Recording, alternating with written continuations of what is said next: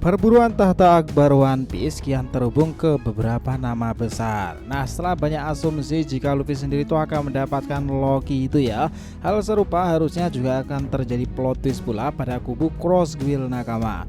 Kenapa? Karena mereka itu akan mulai bergerak menuju dua sosok ilmuwan penting lainnya. Sementara untuk kubu Kuroiki dan Shanks, mereka itu telah memulai bergerak demi targetnya masing-masing. Pada akhirnya ini sangat berguna untuk perang besar tersebut ya. Peta ke depan menuju Lauk Tale itu sendiri. Semenjak kelompok Luffy tengah berada di Elbaf Nakama dan masalah besar dunia baru tak henti-hentinya itu, ternyata ada beberapa kubu yang bersiap untuk sesuatu yang besar pula. Di dunia baru sekarang ini Nakama mungkin akan muncul pula buah iblis langka seperti Nika itu.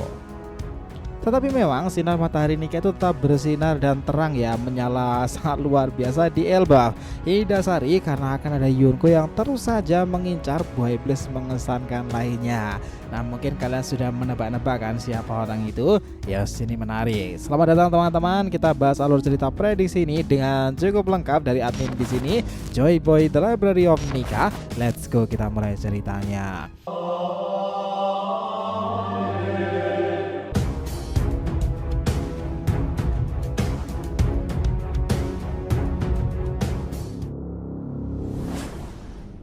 Namun sebelum masuk bahasa, jangan lupa untuk like video ini ya nakama, ya supaya bentuk support kalian semuanya untuk channel ini ke depannya agar terus berkembang dan berpetualang bersama Nika sang Joy Boy ini. Nah, jika sudah, terima kasih banyak dan mari kita mulai petualangannya. Ini sob, cerita dilanjutkan lagi ketika mendekati perang besar Ragnarok itu segera terjadi. Mereka para Yonko semuanya juga mulai bergerak untuk memperebutkan harta legendaris One Piece itu sendiri kan. Jelas jika demikian ya, tidak salah mereka itu akan meningkatkan kekuatan militer besar-besaran untuk menargetkan misi itu.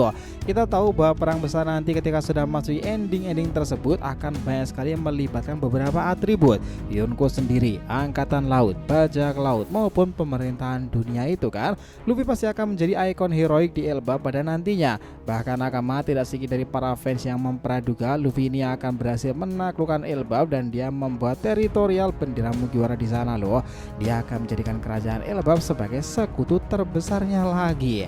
Hal ini mungkin terjadi karena peran besar tersebut. Konflik antar para raksasa bisa diselesaikan. Seperti yang kita sebut ikon itu tadi ya. Kayaknya orang yang bisa menyelamatkan Elbaf dari bencana besar kehancuran itu ya si Luffy itu sob. Kenapa? Dia itu dewa matahari loh. Pasti ada alasan dan akhirnya para raksasa itu mengakui sebagai dewa matahari dan bisa bersekutu dengan sang Yonko Mugiwara tersebut kan. Bah, itu bakalan luar biasa seru banget sih. Jika seperti ini dan mengacu pada bagaimana awal semulanya itu, Shanks yang notabene idola Luffy sendiri nih, sekaligus pelindung Elbaf pula ya. Kayaknya tidak semua tempat dia kuasai karena Elbaf itu luar biasa banget tuh pulaunya. Tapi si Luffy ini benar-benar berpeluang untuk mencakup seluruh pulau sendiri tersebut. Memang betul ya bahwa di sana akan ada banyak wilayah-wilayah besar, kelompok area tertentu dan juga kastil-kastil khusus sebagai kerajaan-kerajaan cabang sendiri. Dengan semakin banyaknya distrik-distrik tersebut sangat jelas nakama. Sebagian dari mereka pemikirannya tidak ada yang sejalan kan. Seperti yang kita sama-sama lihat, Loki ini adalah contoh paling nyata sendiri. Dia seorang pangeran tetapi tidak semua raksasa itu menyukainya karena dia memang melakukan hal-hal buruk pula nih. Cukup kriminal memang dia membunuh sang raja sendiri yang notabene adalah ayahnya sendiri pula. Dia melakukan itu bahkan hanya untuk mendapatkan buah iblis legendaris Elbaf yang misterius tersebut. Nah, dengan demikian, jika Sang sudah menguasai beberapa wilayah itu ya, maka sisanya bagi mereka yang percaya sang dewa matahari pasti beberapa kubu besar akan gabung pada Luffy kan. Asumsi menarik di sini, Loki nanti bakalan kalah karena dia itu terkejut melihat perubahan model luar biasa Luffy itu sendiri. Dia bisa aja malah ikut menjadi nakamanya pula loh.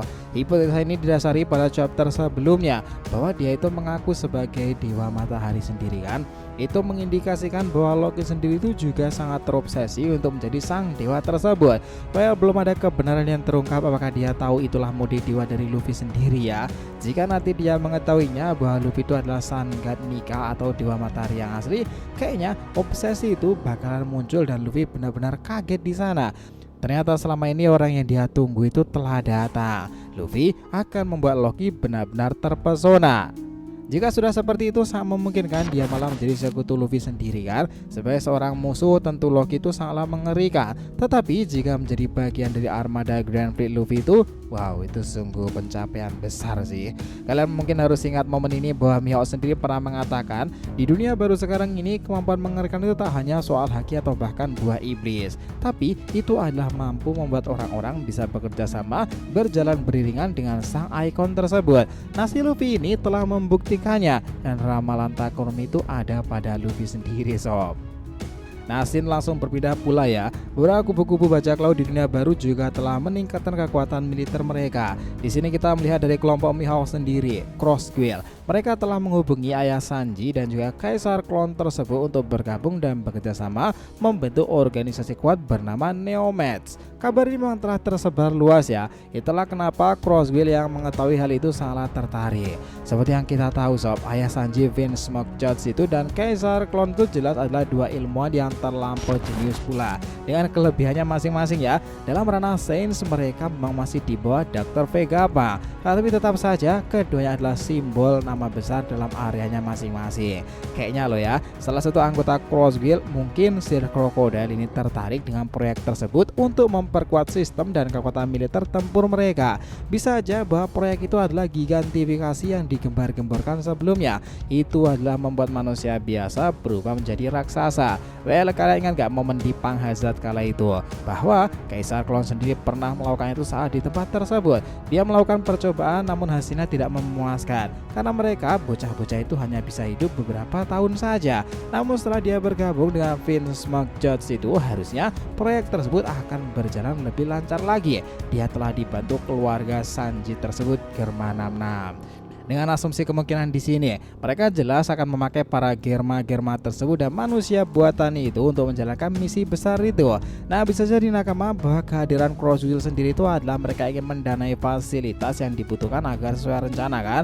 Mereka akan mengatakan lagi jika mereka ikut serta di sana, pihak angkatan laut dan pemerintah dunia tak akan berani macam-macam karena mereka bisa memberikan perlindungan secara khusus. Sangat jelas dong ya, tawaran besar seperti ini harusnya tak boleh dibiarkan sia-sia oleh Germa 66 dan juga Kaisar itu, karena mereka tahu seberapa kuat Takumi dan juga Crocodile. Kami pikir nakama kolaborasi nanti akan menjadi game changer dengan kedepannya itu dan langkah menarik tersendiri loh. Kenapa? Ya ini nyambung aja pada akhirnya dan Yonko Bagi akan lebih kuat lagi teritorialnya. Jika lebih nanti akan terkenal dan sangat luar biasa kuat karena sekutu dan aliansinya adalah para raksasa besar di negeri Elbaf ya. Dan Loki tentu ada di sana. Sementara dari kubu Cross Guild sendiri, mereka itu sangat kuat dan ditakuti karena memiliki modifikasi gigantifikasi Germa 66 hasil kolaborasi Vince Smoke-Judge dan juga Kaisar Klon. Bah, itu bakal menjadi penemuan luar biasa dari dua orang ilmuwan terkuat di bawahnya Vegapunk sendiri. Sekarang ini akan banyak sekali mahakarya luar biasa yang diciptakan. Seraphim dan Pacifista sudah memulai yang pertama oleh karya Vegapunk. Jika gigantifikasi ini berhasil, bayangan besar seperti apa akan menarik ke depannya. Lalu bagaimana dengan Kuroiki sendiri? Ya, dia pasti akan berperan besar pula ya. Kubu Kuroiki telah menciptakan kru menggelora luar biasa nih. Mereka telah bergerak jauh-jauh hari untuk memburu para bajak laut, angkatan laut dan warga sipil yang memiliki buah iblis legenda. Bisa dibilang hanya kelompok ini yang diketahui terlibat aktif melakukan perburuan Akuma no Mi. Mereka bahkan telah membagi-bagi kelompok tersebut dan hampir semua kelompok Kuroiki adalah pengguna kekuatan buah iblis sendiri tuh. Selama lebih dari 2 tahunan ke belakang ini mereka telah mendapatkan dari mode Zoan, model lainnya, tetapi kayaknya dia sekarang mengincar di versi lebih langka, mungkin Mythical Zoan ya nakama. Well, kita mungkin sudah tahu bahwa kelompok komandan Titan mereka itu diisi pengguna Akuma no Mi berbahaya. Kuzan, Jiryu, Van Augur, Katarina Depon, mereka sama-sama luar biasa dan masih ada yang lainnya. Bisa dibilang memang kekuatan pemimpin mereka itu menakutkan karena bisa mendapatkan buah iblis lainnya. Seperti yang kita tahu sob, bahwa kelompok ini sendiri juga memiliki pasukan menggelora tak kalah dengan Luffy dan juga Buggy. Karena dia itu memiliki para anggota level 6 Impel Down sendiri kan. Jelas mereka itu buronan kelas kakap, bukan sesuatu yang gampang untuk dikalahkan. Kita ingat sendiri betapa besar-besarnya mereka itu.